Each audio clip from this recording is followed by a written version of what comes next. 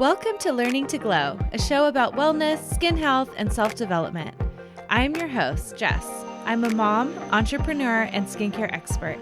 I'm so excited to share tips on how to achieve healthy skin and bring amazing guests in the field of health, fitness, aging gracefully, and personal growth. Let's explore all different ways we can take care of ourselves as women, both inside and out, to truly shine. So let's get glowing. Hello, everyone, and welcome to the show today. I absolutely loved our episode today and our guest. Her name is Carol Look. She is a psychotherapist, a founding EFT master, a best-selling author of the book, The Yes Code, and international speaker. She is amazing, and we really dive deep into the world of EFT or tapping today. And I really got re-energized after having this conversation with Carol, because there are so many different ways that EFT can help us in our lives. It's basically helping to rewire the brain. So a lot of her clients struggle with things like anxiety, they need help with their weight loss or feeling stuck. And we talk about being stuck. We talk about procrastination, self-sabotage, and some of the things that really she's seen amazing results. And she always says with herself, she's always the first guinea pig. And now she has helped so many other people. And all through this tapping and the work that she does. So make sure that you go and check her out. I will link all of her information and her book. She is so lovely. I absolutely loved her, and I know you will too. I will link everything in the show notes, so make sure to go check her out. She's fantastic. And as a reminder for my Simply Jess clients, you have about 2 weeks to get your orders in. In June, the beginning of June, we will be taking a 2-week break, and I will not be able to ship any products to you. So make sure to get your orders in. This is a time of year where a lot of my clients are making sure they add in their vitamin C's, their antioxidants, things like our repair toner, because we are in the sun so much more. It is hot, and our sun needs extra protection and repair. So if you have any questions about how you can help protect your skin, hydrate it, help with antioxidant protection, you can always send us a message. And if you have never used the code podcast before, you can use that for 20% off. Even if you're a client of mine, you can still use that code if you haven't used it yet. And if you have any questions, of course, let me know, but make sure to get your orders in soon. And I hope you enjoy this episode with Carol. Hello, everyone. Welcome to the show. And today we have Carol Look with us. Welcome to Learning to Glow podcast. Hi, Jess. How are you? It's great to be with you. I'm so glad you're here today. We are going to be talking about, before we hit record, I was saying this is a topic that I have been talking about with my friends and people that I know this week. And one of the things that you talk about and you help your clients with is feeling stuck. And that is just something, it's just so funny, the timing of this conversation, because this is something that I've been hearing about. And there's so many different areas of our life where we can feel that way. But before we get into all of that, if you could just introduce yourself and tell us a little bit about what you do, and we can go from there. Awesome. I'm Carol Look, and I am a traditional psychotherapist first. Then I got a doctoral degree in hypnosis, clinical hypnosis. And then someone said to me, you got to try this new weird tapping technique, which is EFT. And that was years ago. And I took my first class, and the rest is history. It was the tool in my hand. And I've taught it all over the world and work with my clients now with it and with myself. I'm always the first guinea pig, Jess. I'm always working on myself for this. So I just love the work because the results are really fast. We are rewiring the brain. People say, but how could it possibly work on being stuck and cravings and anxiety and relationship issues? Because when we're upset, something happens in our brain. We get triggered, right? And we open up this file where we're upset, and the fight, flight, or freeze response takes off, and it hijacks us. And what we do is, while that's open, so while we're talking about a problem, we're tapping on the acupuncture points, which calms down the fight or flight response. So then we are pairing what you're upset about. Maybe you're afraid of success. Maybe you're stuck because you're worried people are going to be jealous. And we're pairing that with the tapping, and then the blocks go away. This is what's so much fun about the work. The blocks, people say, what happened and what did you do? I taught you how to calm down that part of your brain that goes a little nutty when we're upset and scared. It's all about fear. You know that. So anyway, so that's my work. That's the work I do these days. That's amazing. I want to get a little bit deeper into EFT for those who haven't heard of it. I was introduced to it a long time ago, and you know how you find something and then you forget about it. And so there's been times in my life where I'm like, oh my gosh, this is so perfect. Especially I have anxiety at times. I actually should have been doing that. Last night I had a 3 a.m. wake up call with my brain and I could not go back to sleep. And I want to talk about EFT and like what it actually is, because this is a tool that you can teach people that they can actually do for themselves on themselves. And it's not as complicated as people might think. We make it complicated, Jess. That's the nature of humans. You know, insomnia was the first thing I cleared on myself accidentally. So when you're a hypnotist, you get people for quit smoking, weight loss, and anxiety. And they say, you are my last resort. So all those clients were starting to come to me, and I had just learned the tapping EFT. And I said, I'll do a hypnosis and a script for you. That's fine. But if you're willing, I'll give you 5 minutes of this new stress relief technique I just learned, give it to you. And if you don't like it, I'll give you the 5 minutes at the end of your session. So nobody felt like they were losing anything. And person after person after person said, what the heck is going on here? So I was doing that in the first few months when I learned it. And my long-term insomnia went away. I wasn't targeting my insomnia. It was just this thing that I was living with, this trouble that I was having. And my insomnia my serious long-term insomnia went away because I was calming down my nervous system while I'm tapping on myself, showing other people how to do it. And something happened to my nervous system while I was doing it. And I mean, you want to change your life, change your insomnia, right? Oh, yeah. I don't think there's anything worse than being up at night and not being able to go back to sleep. I mean, it feels like torture. And then just the sleep deprivation the next day and how you feel.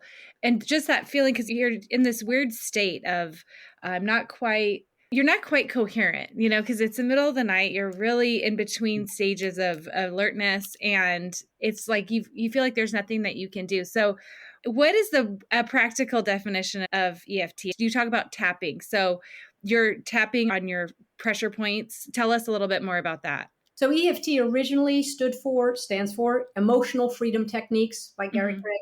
Now everybody just calls it tapping, because what we're doing is tapping on acupuncture points and calming down that part of the brain that gets revved up when we're afraid.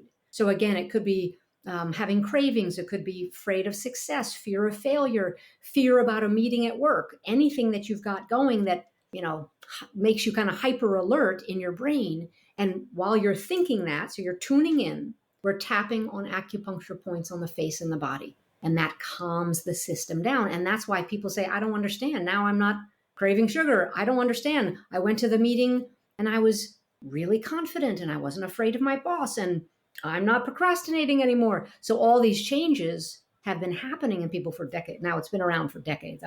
I've been doing it for about 25 years. And people keep getting result after result after result, because a human being, if they're afraid, we always measure 0 to 10. If a human being is afraid 7, 8, 9, 10, they're not going to change their behavior. It's not happening. So don't even try it. But when you get the fear down low enough, you feel free, you feel open, you feel like you can change your behavior, no problem. Publish the website, no problem. Start writing my book, okay. Make that phone call to someone who seems challenging or difficult, no problem, because your fear isn't taking over. So that's been so profound. It has been so profound for a lot of people. That's so amazing. I know. And you said that it's really good for a lot of the people who came to see you for hypnosis. It was like stop smoking, anxiety. What was the other one you said? Weight loss. Oh, weight loss. Smoking, Okay. weight loss, anxiety. Oh, so like for, you know, when something comes up craving wise and things like that. So when you're doing the tapping, what I remember is you're also saying things on different points. So tell us about the part of your tapping physically on your different acupuncture points, but what are you saying and based on what you're trying to target? Well, that's the right word. You want to choose a target. So your target can be an emotion. Let's say you have guilt about something. That could be your target. Fear, anger, hurt, shame. So you target either an emotion or a belief. So I do all this work with people for procrastination and sabotage. So sometimes their belief is, oh, it'll never work out. I'm not good enough. I don't know enough people, whatever the belief is. Or you can do a symptom. So someone who has migraines or a craving would be considered a symptom, or the memory of a past event. So let's say somebody was ridiculed when they gave a speech at their last job. That's going to be sticking in their energy system. So when the next time they're invited to give a speech, they won't want to do it and they'll be terrified of doing it, honestly. So once you choose a target, then it's very easy to follow the phrases that we do, which is we do an acceptance phrase while we're tapping here, and then we just very simply name the problem. So beginners could do, I have this anxiety. I have this anxiety. I feel so anxious. I feel so anxious. It's just a little boring for me to do that now after this many years, but beginners get incredible results literally following the template for it.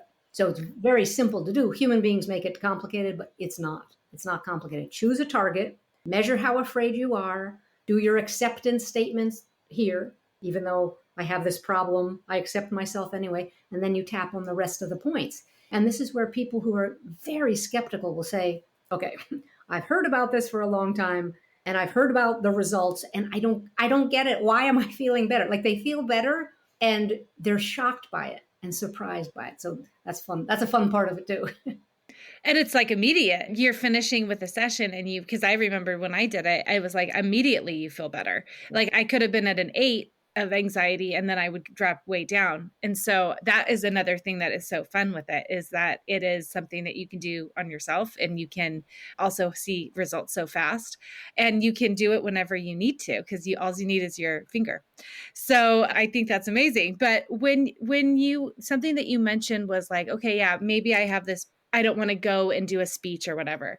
You're also you have to get to that root. Like, why am I afraid to do that? Well, I'm afraid because I had that experience all those years ago. Or when you're talking maybe about feeling stuck, you could be like, okay, I procrastinate, but why are you procrastinate? So like, talk to us a little bit more about that, because sometimes it's hard for people to find out, I actually have a fear of being successful for whatever reason. You wouldn't maybe think of it as a surface level thought, or maybe it's a little bit deeper. So you probably have to help your clients like get to that, I would say, like a lot of times. Yes. And my favorite question, this is what changed the work for myself. And again, I'm always the first guinea pig. So I did this on myself because I was a procrastinator. You want to ask yourself, so you use the phrase people feeling stuck.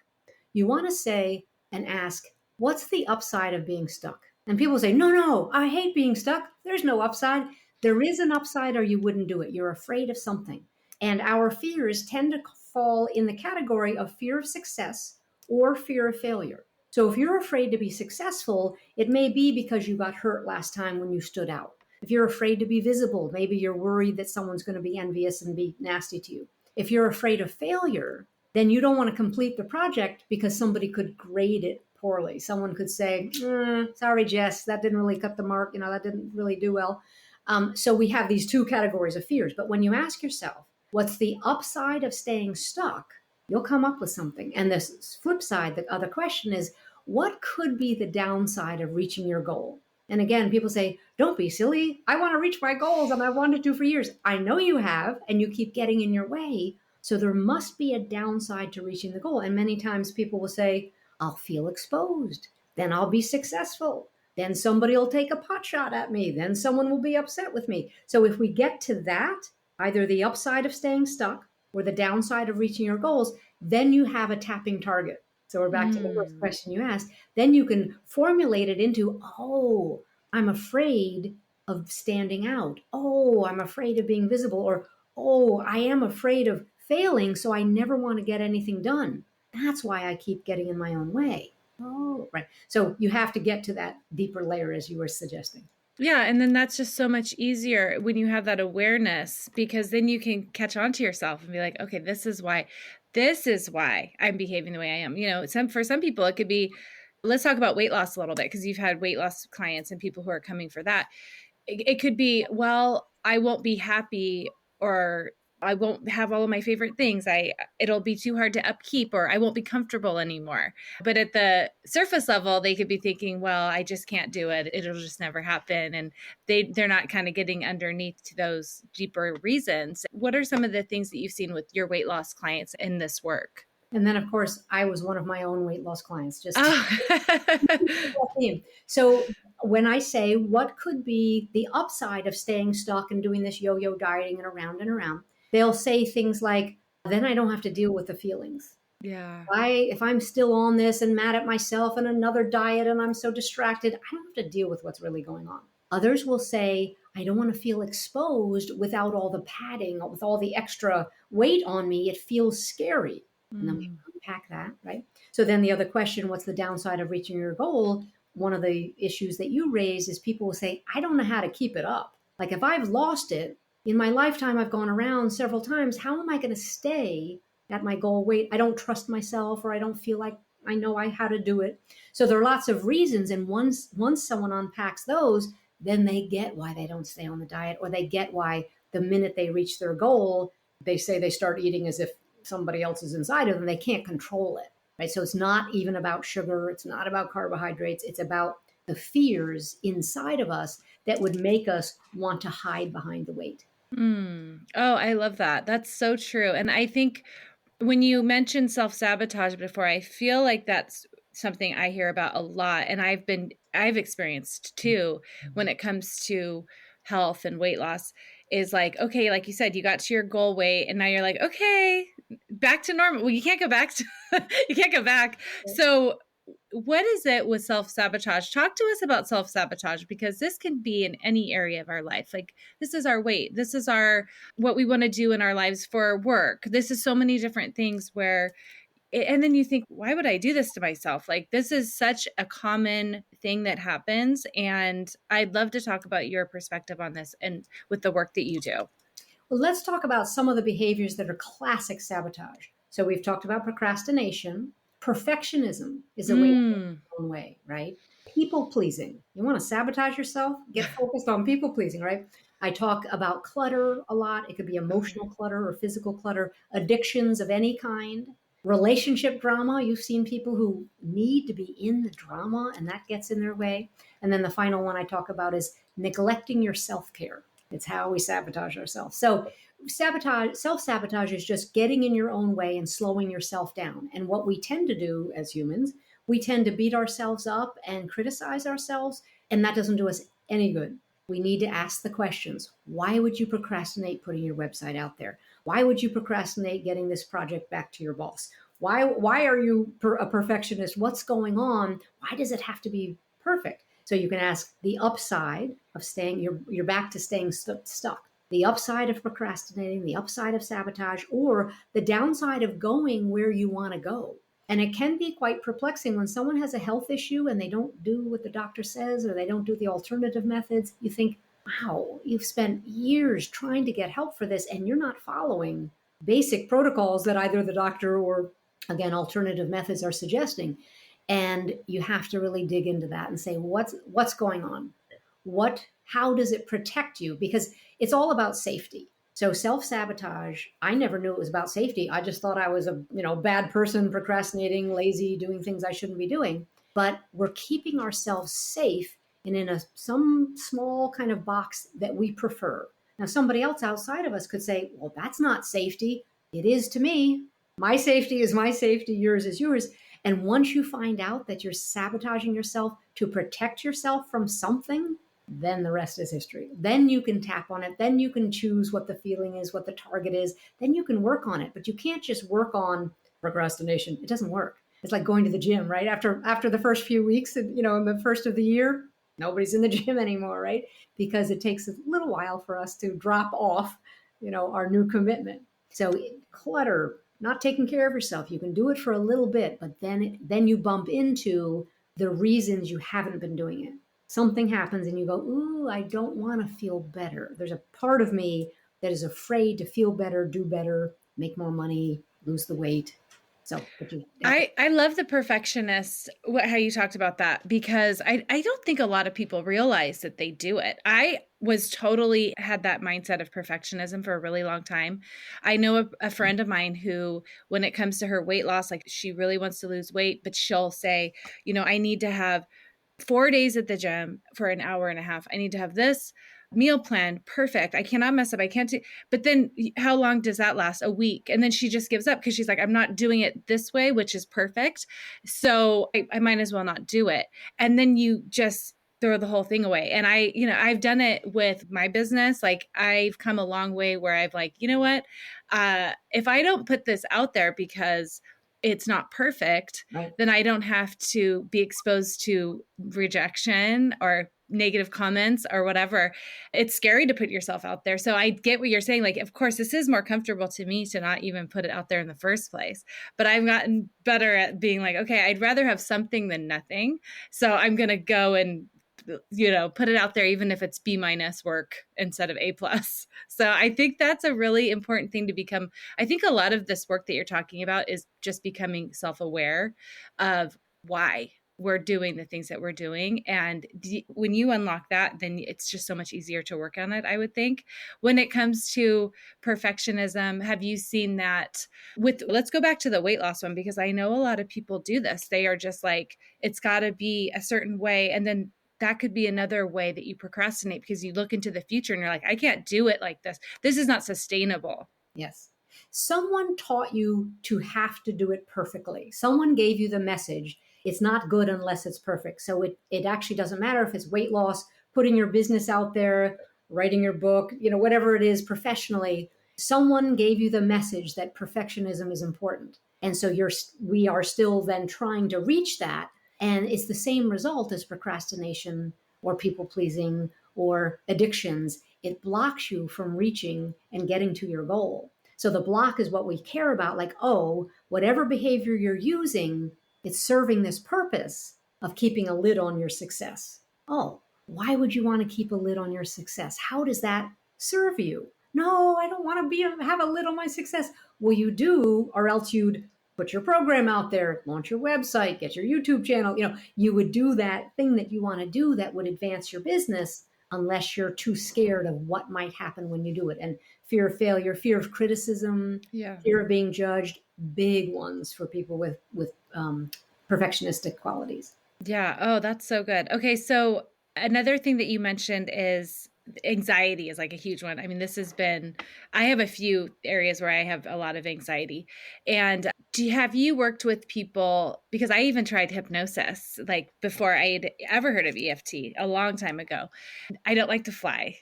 Do you see people, because I'm sure you saw a lot of people who wanted to work on their phobias or anxiety with hypnosis, but do you see a lot of that too with EFT? And does it help with people who have more, I don't want to say severe, but phobias are more severe, I would say. Phobias are severe because they're so limiting. So I had a client who said, I can't come into New York City. So I'm in New York because I can't stand the trains. I can't do the subways. I'm afraid of crowds.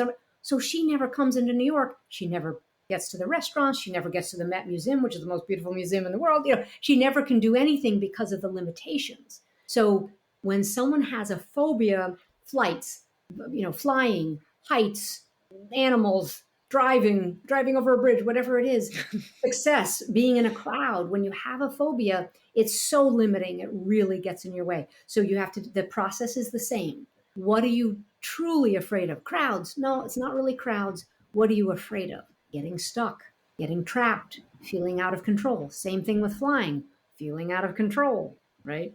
So yes, it's the first thing I learned how to use tapping on at a class was phobias. And it's one of the main things that made it, I think, really popular, is people would get over their severe fears, phobias, and then tell their friends, tell their doctor, tell their colleagues, and people kept coming for that. So it absolutely works, because think of the nervous system. The nervous system is hyper alert, saying this is dangerous. So that, remember the safety conversation. If you think something's dangerous, you won't go near it. I don't think flying is dangerous. I don't know how, if we had a rational talk about it, I don't get it, right? But somebody else is afraid of driving. You may not be afraid of driving. Somebody else is afraid of being in an open space or being in a crowd, right? So the message from the brain is, this is dangerous, be careful, but it's not just be careful medium, it's be careful at a 10 plus plus plus. Then they can't do the behavior. They can't go there. I had a client in New York who could not go to the theater, could not go to a small enclosed. She couldn't go to the hairdresser. She couldn't go to a drugstore because it felt trapping and enclosing for her. So tap, tap, tap. And then she's like, I can do these things now. What happened? We rewired your brain, brought it back to normal, brought it back to neutral, and said, this is just an activity. This isn't actually dangerous. Mm. but you learned somewhere that it's dangerous. So that's our brain telling us whatever messages we got from home, whatever experiences we saw on TV. Some people can develop a phobia from seeing a really scary TV show and something happens and they say, I'm never doing that, getting in a car or going flying, whatever it is. So it is fantastic for all anxieties. Anxiety is probably the main thing people work on. And again, it could be anxiety about the meeting with my boss, anxiety about advancing at work, anxiety about publishing a podcast, whatever it is. Anxiety is such a big thing in our world. It is. And I feel like it's a muscle too. Like I've had things where if I do it more, the more I've, like you said, podcast, like when I first started this podcast, I was nervous and I was nervous to interview and I just kept doing it every week and now it's fun. So it's like, that's a lesser version of like what my fear of flying would be. And I think I've been able to track back to like, okay, I don't like to be out of control. Maybe that's because I've had situations where I was out of control or I was in situations where I didn't feel like I had any control. But that's why I like to drive. I'm like, who wants to drive? I'll do it because I like my driving and I like the way so maybe I'm a little controlling when it comes to certain things like that. But I can't drive the plane. And so I think, and I don't know what's going on. And I don't like to be in the dark of like, when something's going on, I want to know, I want to be kept abreast with all the information. And so that's another thing that I don't like about it. But I think that has helped me like realize why I have it. And I also went through so many bad flights with my old job. I used to travel a lot. So if somebody has something like that, or they don't want to go over a bridge, I also don't like bridges. What do you recommend? So if you're going into a stressful situation, or, some people, like you said, just won't do it. I'll do it. I have fears, but I'll do it. I don't stop living because of a fear, but I know that it can be worse than other people. And, they feel trapped and not able to do it. If somebody is going to do something that causes a lot of anxiety, do you recommend doing this like before, during, like what's the protocol for that? Like I have a flight coming up in June that I'm already thinking about. So Well, I think I should use this. we're gonna talk offline. So basically, we need tools and we need systems, right? Everyone's obsessed with goals. We need tools and we need a system to get us to where we want to go. And with tapping, I ask my clients to do it every day. So I now do it every single day, rain or shine. And sometimes people will say, but you've tapped for years. What else could you tap on? I had a stressful day. Something didn't go well. I pushed send when I shouldn't have. I don't know. There's plenty of things to work on. So if someone has an upcoming meeting or a flight in your case, or something that bothers them, a family issue, yes, tap for a long time before. Many days before it. Tap 5 days before, 3 days before, 2 days before. Tap when you know it's going to happen, when it's coming up, because you're priming your brain to say, I don't love it, but I can handle it. Right? A phobia, the person actually wouldn't do it. They wouldn't get on the plane, right? Going over the bridge, something like that. But if you're afraid of people, afraid of a meeting, afraid of a confrontation, tap before. And absolutely, if someone was saying they were at a family meeting and they excused themselves and went to the bathroom and tapped for 3 minutes, and it helped dramatically because we're calming down the brain. It only takes minutes, and the brain is calming down your nervous system. Remember, your nervous system is on high alert and can't read signals properly. They're exaggerating everything. Everything's dangerous. Well, it's not dangerous to be in a family meeting. It's not pleasant, maybe, if there's a confrontation, but it's not dangerous. But your brain is telling you and telling your nervous system, be careful. And it's over exaggerating everything. So if you tap before something like that, or again, a meeting with your boss that didn't go well last week and you have to redo it, tapping ahead of time is brilliant. And it's life-changing. It's absolutely life-changing.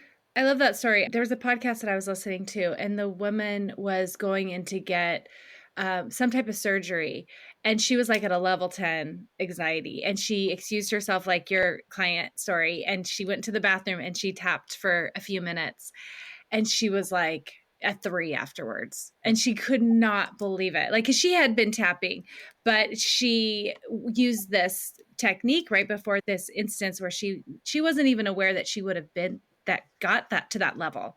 And she got to that level and was able to tap her way out of it. So I think a lot of people would be interested in learning how to do this because there are so many different reasons and ways that this could help in our life. So if you could tell us, well, first of all, tell us you have a book. So I don't know if that's what you recommend as your first place to start, but also tell us more about how to learn how to do this and how to work with you.